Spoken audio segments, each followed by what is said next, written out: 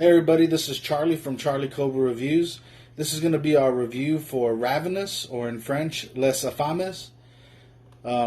This movie was better than I thought it was going to be. I was a little skeptical on if I was going to like it or not because of the way it started with some off humor, but the zombies were pretty well done and I liked their behavior and how the people reacted to them. The main character was interesting and the actor Marc-Andre did an amazing job. Really, most of the actors did really good performances, and the standout was Bridget, who showed a woman who became really adjusted to the zombie apocalypse.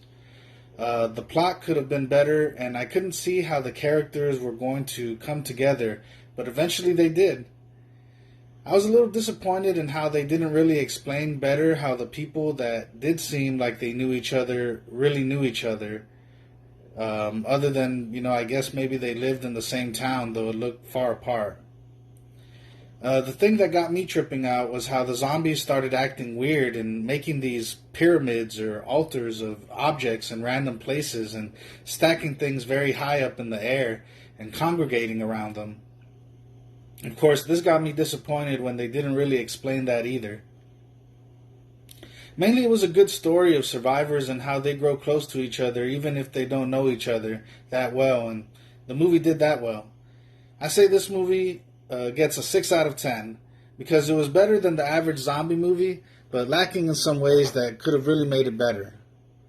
Beyond this point will be the spoiler section of the review. Like I said, this movie was pretty good for a foreign zombie film. The zombies were well done and the blood and special effects were good. For me, the real thing that kept me interested was how they tried to change up the zombies by giving them this new and unique behavior where they started taking objects and stacking them up high in some kind of weird ritual. To me, though, this never fully pays off as it is never fully explained why or what they're doing. The movie did well in scenes where it built the tension and actually kept things scary, which some zombie films fail to do. I also liked the way they kept the theme on survival and they were constantly running for their lives or looking for a place to hunker down and stay safe.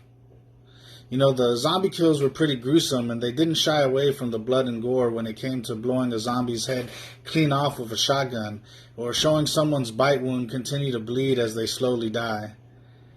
Still, this movie suffered from there not being a more solid plot or story tying the people together, and although some know each other, they never really say how.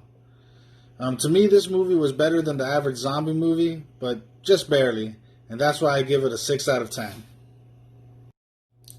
Thanks for taking time out of your busy day to check out this review. Remember to like and subscribe to our YouTube channel. This was movie number 13 of our 31 Days of Halloween Movie Challenge, so stay tuned for the next scary movie review. And remember to follow us on Twitter, Instagram, and Facebook.